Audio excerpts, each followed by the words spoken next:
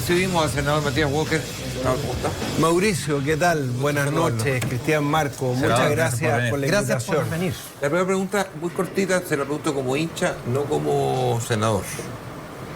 ¿Deben descalificar a Colo-Colo en la Libertadores? Yo espero que no. Yo espero que las sanciones sean individuales. Porque si no, pagan justos por pecadores. ¿Cuál es la sanción individual? Es la misma sensación que tengo con la suspensión del Clásico. Fíjate que habían 45.000 personas que habían comprado su entrada, muchas de ellas que venían de regiones con sus hijos. Y finalmente la señal que se da es muy mala, que el vocero de una organización criminal diga delante de todas las cámaras de televisión que el partido no se puede jugar.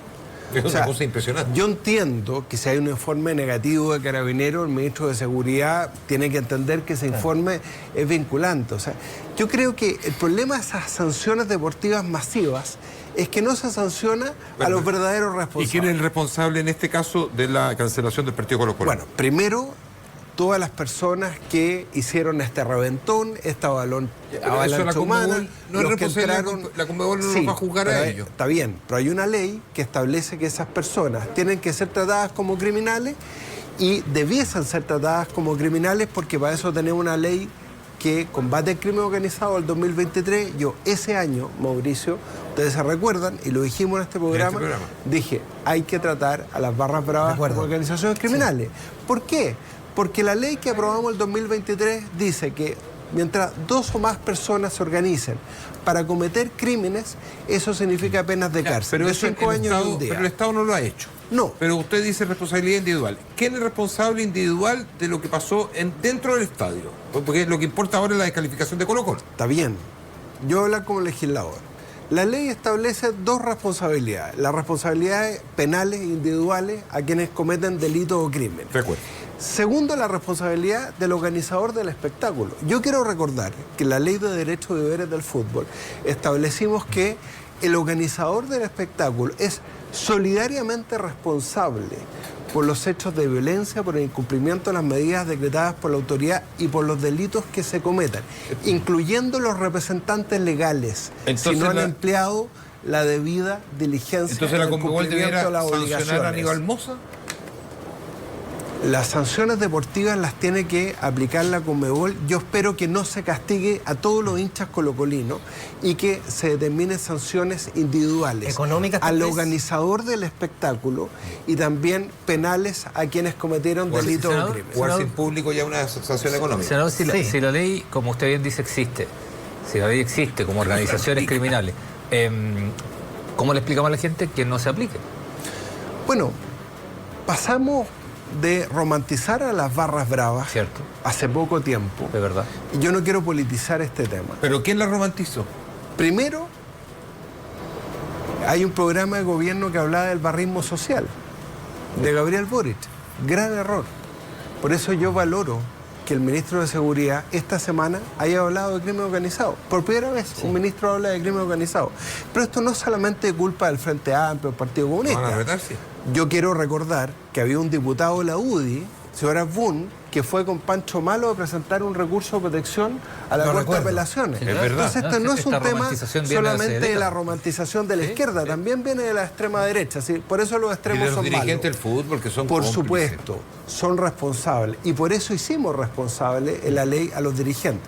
Cuando nosotros planteamos en la ley esta responsabilidad solidaria de los clubes y los dirigentes, fueron en masa a reclamar al Congreso, ¿ustedes se acuerdan? Sí. Fue Jaime Esteves, que era presidente de la Católica, todos saben que yo soy hincha de la Católica, para no hablar solamente de la U y Colo-Colo.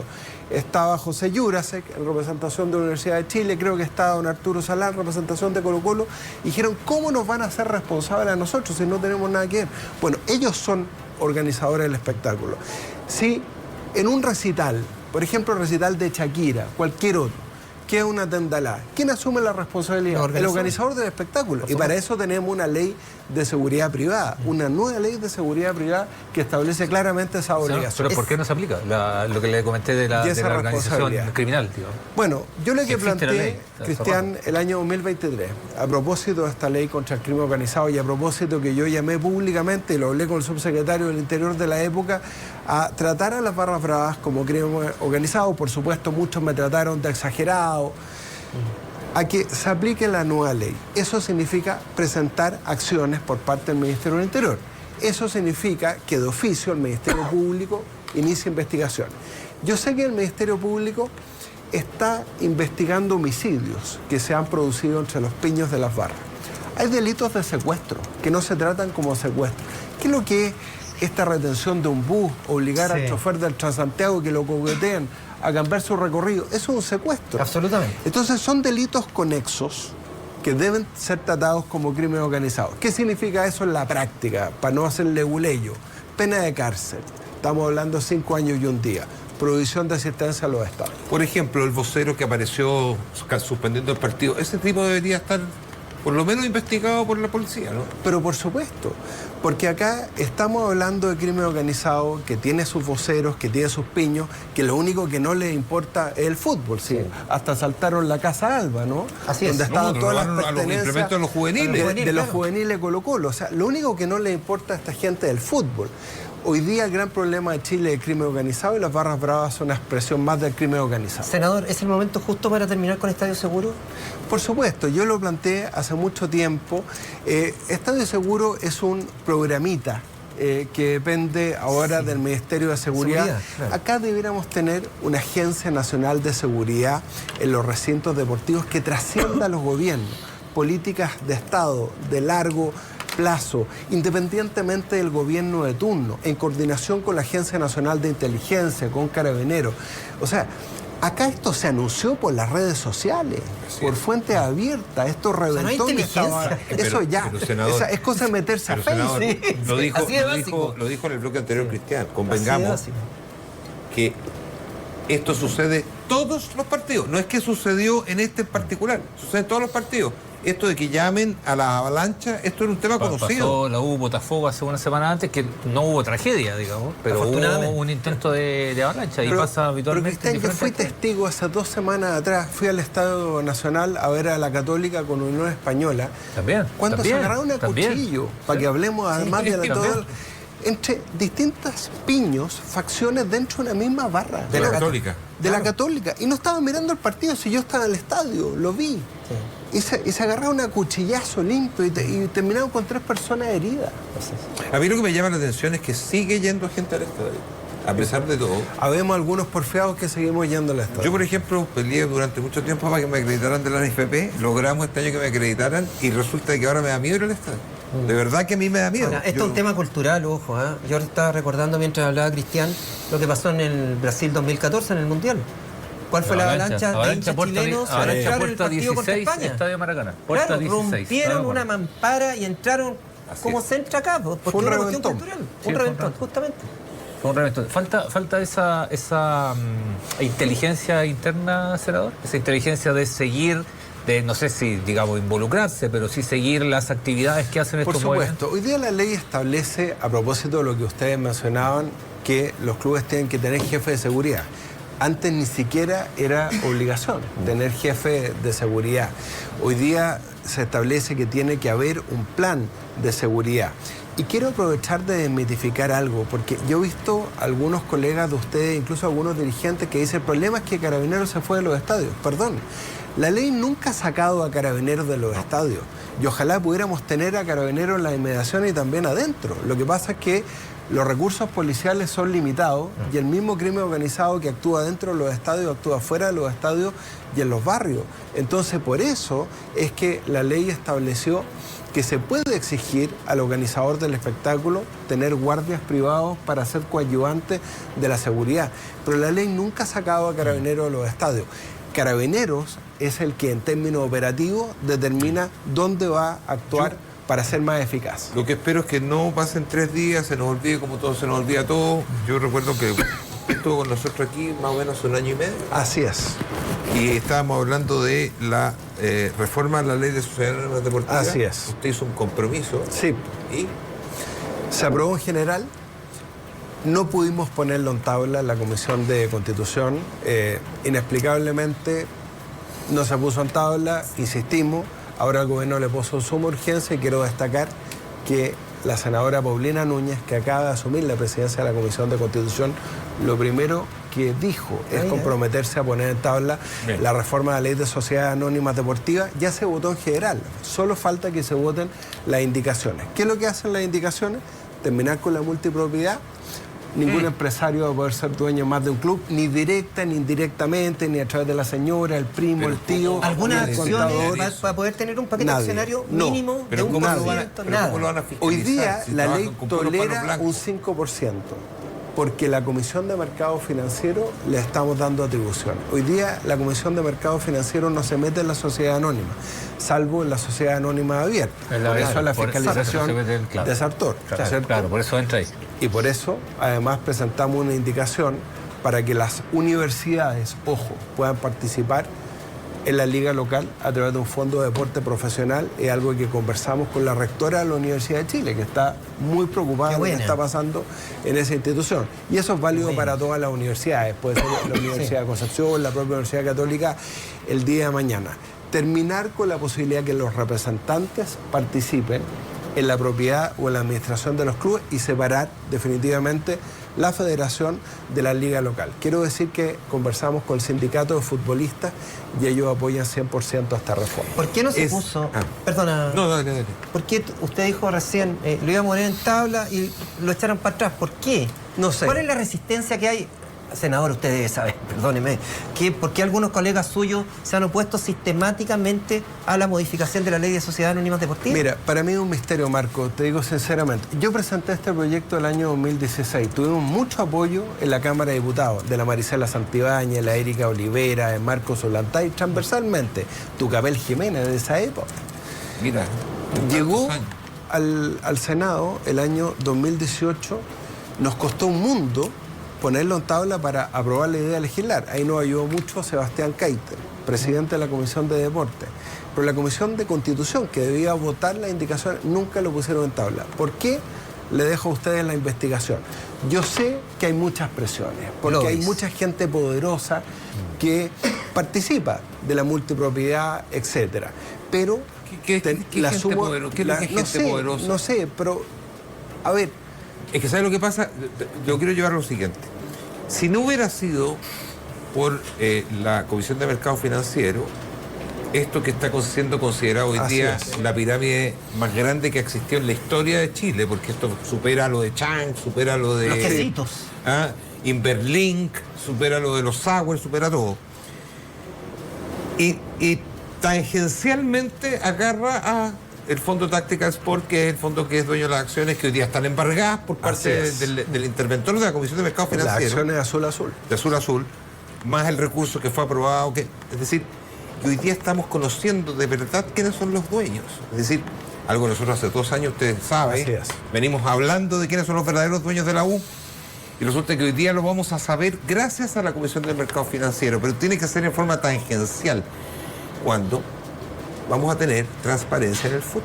Bueno, una de las indicaciones que presentamos... Porque no lo quiero invitar en 1 año y medio más para que me diga que la comisión de no sé quién tampoco la quiso poner en tabla. Perfecto. Una de las indicaciones que vamos a presentar y que presentamos y que vamos a aprobar, y la presidenta de la comisión se comprometió a ponerlo en tabla, Paulina Núñez, todos los futboleros tienen puesta la confianza en ti y ella lo ha dicho públicamente, así que yo sé que nos va a cumplir, es conocer las personas naturales beneficiarias finales de los clubes. O sea, esta ley obliga a conocer los beneficiarios finales, personas naturales, quiénes son las dueñas de los clubes en la ley de sociedades anónimas deportivas profesionales. Senador, ¿cómo ha visto la posición de la NFP en los 2 temas que estamos tratando? La posición de la NFP respecto a lo que ocurrió el jueves y sus derivadas, y la posición de la NFP en esta discusión. Bueno, muy a la defensiva, pero no solamente de la directiva Pablo Milat, pues yo recuerdo cuando nosotros dijimos que los representantes legales son responsables solidariamente por los hechos de violencia que fueron en masa a reclamar al Congreso, ¿cómo era posible que lo hacíamos responsable? Cuando nosotros propusimos poner fin a la multipropiedad, a los representantes que son dueños de los clubes, directa o indirectamente, separar la federación de la liga local, como existe en España y en la mayoría de los países más desarrollados futbolísticamente. ¿Qué es lo que dice la FIFA, además? Paulo Milat no se le ocurrió nada mejor que decir que la FIFA nos va a desafiliar porque no podemos inmiscuirnos en estos temas. A pesar de que el Estado ha invertido cientos de millones de dólares en la red de estadios del Bicentenario. Hoy día la mayoría de los clubes ocupan infraestructura financiada por todos los chilenos. Obviamente, eso lo conversamos con Pablo Milad. Yo le dije, Pablo, soy muy viejo para que me digan eso, o sea, vamos a seguir adelante con esta reforma porque obviamente una actividad como el fútbol, hay un artículo muy bueno de Carlos Peña, que no es futbolero, hoy día el diario Mercurio, que explica la importancia de por qué tenemos que regular estas cosas. El crimen organizado hoy día está actuando en el fútbol, vamos a regular, vamos a terminar con todos los conflictos de interés y es lo que hace esta reforma y quiero valorar la suma urgencia que le puso el gobierno porque eso nos va a permitir votar esas indicaciones. Tengo una pregunta que se lo voy a dejar planteada ahora, me la contesta a la vuelta. Ya. Es la siguiente. Para pensarla. ¿Ah? Sí. Sí, para que se tome su tiempo. ¿Cómo han visto ustedes esta reticencia que ha tenido Pablo Milad de asistir a cuánta citación le han hecho, tanto en la Cámara de Diputados, y me imagino que ustedes también en algún momento, y que él no ha querido nunca asistir? ¿Y cuánto le afecta al fútbol esta pelea que ha tenido Pablo Milad con el gobierno actual? Porque ha peleado innecesariamente. Ya volvemos. Muy bien. ¿Cómo va la encuesta, Cristian? ¿La gente está participando? Está participando y un altísimo porcentaje que dice que Colo-Colo podría ser descalificado, ¿no? A ver, sí, un 71%. 71%. 71%, no, un 29%. Claro. Y es la... uno tiene los registros, es la encuesta con más votos en este ciclo 2025. Mira tú. Plantea la pregunta. Milad, esa reticencia que tiene de ir a la Cámara, esta pelea que tiene con el gobierno que es insulsa. ¿Qué opinión tienen ustedes? A ver, yo creo que es muy importante que la autoridad del fútbol puedan relacionarse con la autoridad de gobierno del Congreso. La verdad es que cada vez que hemos invitado al Senado a Pablo Milad ha ido. Entiendo que con la Cámara ha habido más dificultades. Eso no está bien, me lo ha dicho la diputada Erika Olivera, la diputada Maricela Santibáñez, porque es muy importante que podamos trabajar todos juntos. O sea, acá tenemos que terminar de apuntarnos con el dedo unos a otros, tenemos que trabajar todos juntos. Los que queremos al fútbol chileno, tenemos que trabajar en conjunto, entender que nos estamos enfrentando al crimen organizado, que esto no es cualquier cosa, que una expresión más del crimen organizado que está presente en los barrios, en el narcotráfico, etc. No hay una buena relación entre Pablo Milad y el gobierno. Yo creo que el gobierno también tiene que empoderar más al ministro Jaime Pizarro. ¿Ah? Yo vi, entrevistaron a Jaime Pizarro el otro día. ¿Cree que lo ningunean un poco? No, ¿sabes lo que pasa, Marco? Es que me llamó la atención. Entrevistaron a Jaime Pizarro a la salida del Estadio Monumental y él dijo, mire, va a hablar el ministro de Seguridad. Perdón, Jaime Pizarro, el ministro mejor evaluado de este gobierno. Empoderen más a Jaime Pizarro. Yo se lo he dicho al ministro Lizalde, cuando hemos trabajado la reforma a la ley de sociedades anónimas deportivas, hemos trabajado muy bien con los asesores del ministro Pizarro. Con ellos hicimos la indicación de la separación de la federación de la liga local. Acá tenemos que trabajar todos juntos. Disculpe, senador, en este caso particular, justo en este caso particular, el debut del ministro de Seguridad tenía que haber... No, está muy bien. Y yo valoro que el ministro de Seguridad por primera vez haya hablado de crimen organizado, porque cuando lo planteamos algunos hace 2 años, nos trataron de locos más o menos. Usted conoce el programa y aquí nos encanta, senador, dar nombres. Yo anoto Matías Walker, Sebastián Keitel, Paulina Núñez. Parecen como las caras y los rostros visibles de quienes quieren cambiar la sociedad anónima. Si le pidieron nombres de quienes no quieren cambiarla, quienes están en la vereda contraria. ¡Ay, qué fuerte! Aquí lo quiero ver, senador. No, mira, yo hablé muchas veces con el senador Alfonso Urresti. Le pedí que pusieran tabla las indicaciones, el proyecto.